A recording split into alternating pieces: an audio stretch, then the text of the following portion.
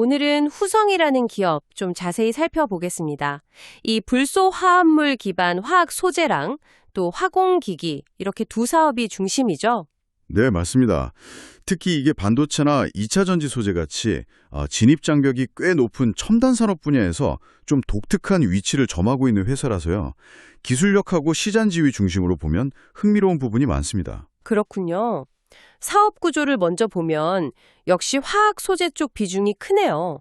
올 상반기 기준으로 보니까 기초 화합물이 한 64% 정도? 네, 그 정도 되고요. 그리고 이제 주한택을 통한 화공기기 사업이 나머지 한 36% 정도 차지하고요.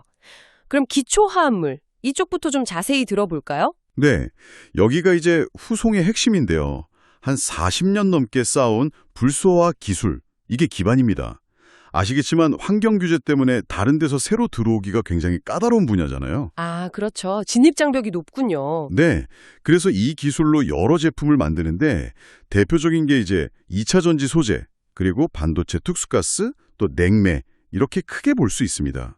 2차 전지 소재하면 뭐니 해도 LiPF6, 육불화인산 리튬이 딱 떠오르는데요. 맞습니다. 국내에서는 후성이 유일하게 만들 수 있는 소재고요. 단순히 만드는 것뿐만 아니라 원료인 무수불산, AHF라고 하죠. 이걸 반도체급으로 아주 깨끗하게 정지하는 기술이 뛰어나고요. 아, 정제 기술이요? 네. 그리고 최종 품질을 결정하는 결정화 공정 노하우가 있어서 품질 경쟁력이 상당하다고 평가받습니다. 그렇군요. 그럼 반도체 쪽에 쓰이는 특수가스는 어떻습니까? C4F6랑 WF6가 주력이라고 들었는데요. 네, 그중에서 특히 C4F6, 육브라부타디에는 국내 유일 생산이기도 하고 전 세계적으로 봐도 이걸 만드는 회사가 뭐 서너 곳밖에 안 돼요.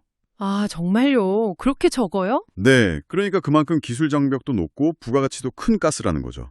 WF6, 육브라 텅스텐하고 같이 해서 요즘 3D 낸드 공정이 점점 복잡해지면서 수요가 꾸준히 늘고 있습니다. 주요 고객은 당연히 삼성전자, SK하이닉스고요. 듣고 보니까 정말 독점적인 제품들이 많네요. 그럼 또 안정적인 현금 창출원 역할을 하는 그 냉매 사업도 빼놓을 수 없겠죠? 그렇죠. 냉매 쪽은 국내 시장에서 선두주자입니다. 이게 국제환경협약 때문에 정부에서 신규 허가를 잘 안 내줘요. 그래서 사실상 경쟁 없이 좀 안정적으로 사업을 이어가고 있습니다. 2022년에 인수한 한택, 이 화공기기 사업도 이제 중요한 축이 된 것 같은데요. 이쪽은 어떤 강점이 있습니까? 주식회사 한택. 여기가 국내에서는 화공기기 설계하고 제작 능력은 최고 수준으로 꼽힙니다. 특히 그냥 일반 철 말고요. 티타늄 같은 특수 비철금속 소재 다루는 기술이 아주 뛰어나서 기술적인 혜자가 높다고 볼 수 있죠. 티타늄이요. 까다롭겠네요. 네, 그렇죠. 그래서 삼성 엔지니어링 같은 국내외 큰 플랜트 회사들에 납품하는데요. 이게 어떻게 보면 후성 전체 실적의 변동성을 좀 줄여주는 든든한 버팀목, 약간 캐시카우 같은 역할을 톡톡히 하고 있습니다. 생산 능력은 어느 정도 수준인가요? 특히 중국 경쟁사들하고 비교하면 좀 어떤 편이죠? 2차 전지 소재인 LiPF6는 국내 울산하고 중국 공장 합쳐서 연간 한 7,800톤 정도 생산하는데요. 솔직히 말씀드리면 세계 시장의 한 60% 이상을 차지하는 중국의 주요 기업들 생산량에 비하면 아직은 좀 작습니다. 아, 차이가 꽤 나는군요. 네. 그래서 폴란드의 한 2,000에서 4,000톤 규모로 증설을 추진 중이고요. 반도체 가스인 C4F6는 연 180톤, WF6는 연 900톤 정도 됩니다. 앞으로의 성장을 위해서 신사업이라든지 R&D는 어떻게 진행되고 있나요? 일단 차세대 반도체 공정에 쓰일 가스 개발에 힘을 쏟고 있습니다. 낸드용 극저온 식각가스라든지 또 일본의 센트럴 글래스라는 회사랑 합작해서 만드는 세정가스가 있는데 이게 한 2026년 상용화를 목표로 하고 있고요. 아, 일본 회사랑요? 네. 그리고 2차 전지용으로 좀 더 성능 좋은 첨가제나 친환경 냉매 개발도 계속하고 있습니다. 자회사인 한택도 기존 플랜트 설비 외에 LNG 터미널이나 암모니아, 원전 폐기물 저장 탱크가 큰 약간 신사업 쪽으로 영역을 넓히면서 성과를 내고 있고요. 최근 실적 보니까 드디어 흑자로 돌아섰던데요. 네, 맞습니다. 올해 2분기에 연결 기준으로 영업이익 148억 원을 기록하면서 작년 3분기부터 계속되던 적자에서 일단 벗어났습니다. 오, 다행이네요. 네, 반도체 가스랑 냉매 사업이 괜찮았고 아까 말씀드린 자회사 한택의 기여가 상당히 컸습니다. 근데 아픈 손가락이라고 할 수 있는 2차 전지 소재, LIPF6 쪽은 아직 연간 한 300억에서 400억 원 수준의 적자가 계속되는 걸로 추정되고요. 그런데 영업이익은 흑자인데 보니까 영업의 손실이 꽤 크던데요. 이건 왜 그런 건가요? 그거는요. 해외 자회사인 후성글로벌이 발행한 BW, 그러니까 신주 인수권부 사채 관련해서 회계상으로 평가 손실이 한 212억 원 잡힌 게 있고요. 또 환율 변동 때문에 외화 환산 손실이 한 44억 원 발생한 겁니다. 이게 실제 현금이 나간 건 아니라서 기업의 본질적인 가치, 펀더멘탈과는 좀 거리가 있다고 보시면 됩니다. 있다면 짚어주시죠.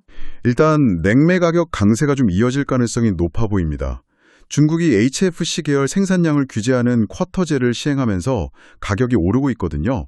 이게 하반기까지 영향을 줄 것 같고요. 네. 또 하나 중요한 게 LIPF6 가격인데요. 중국을 중심으로 이제 바닥은 다지고 좀 반등하려는 조짐이 보이고 있습니다. 최근에 미국 글로벌 기업하고 LIPF6 공급 계약 맺은 거, 이게 상당히 큰 의미가 있어요. 미국과의 계약이요? 네. IRA 시행 이후에 북미에서 중국 외 공급망을 찾으려는 움직임이 강한데 그 수혜를 직접 받게 된 거라고 볼 수 있죠. 여기에 또 안정적인 한택의 성장세, 그리고 내년부터 나올 신규 반도체 가스 매출도 기대해 볼 만한 요인입니다. 반대로 좀 주의해야 할 리스크 요인도 있을 텐데요. 어떤 점을 봐야 할까요? 역시 그 LIPF6 가격 회복 속도가 가장 큰 변수겠죠. 만약에 중국발 공급 과잉이 생각보다 길어져서 가격 회복이 더디면 2차 전지 쪽 적자가 다시 커질 수도 있고요. 그리고 반도체 경기 자체에 따라서 실적이 좀 좌우되는 점도 여전하고요. 또 과거 적자가 좀 누적됐고 설비 투자도 계속하면서 부채 비율이 높아졌고 이자 비용 부담도 좀 있습니다. 실제로 올 상반기 영업이익은 냈지만 순이익은 적자였거든요. 그랬군요. 네. 그리고 최근에 한 270억 규모로 전환사채 CB를 발행했는데 이게 2026년 11월부터 주식으로 전환될 수 있어서 소위 오버행 리스크, 그러니까 잠재적인 매물 부담이 있다는 점도 고려해야 합니다. 네, 정리해보면 후성은 이 불소화 기술 기반의 독점적인 제품들, LIPF6나 C4F6, 냉매 같은 거랑 또 안정적인 자회사 한택을 가진 건 분명 매력적인 것 같습니다. 실적도 이제 턴어라운드를 시작했고요. 다만 핵심인 LIPF6 가격 회복 여부하고 재무 부담은 계속 좀 지켜봐야 할 부분이겠네요. 맞습니다. 핵심 기술 경쟁력은 분명히 있는데 이 시장 변동성, 특히 중국 변수라든지 반도체 사이클을 어떻게 잘 헤쳐나가면서 재무 건전성을 확보하느냐, 이게 관건이라고 봐야죠. 특히 미국하고의 공급 계약이 발표된 이후에 이 계약이 앞으로 실제 얼마만큼의 실적 개선으로 이어질지, 또 중국 중심의 LIPF6 시장 판도에 어떤 변화를 가져올지가 앞으로 후성의 가치를 결정하는 중요한 시험대가 될 겁니다.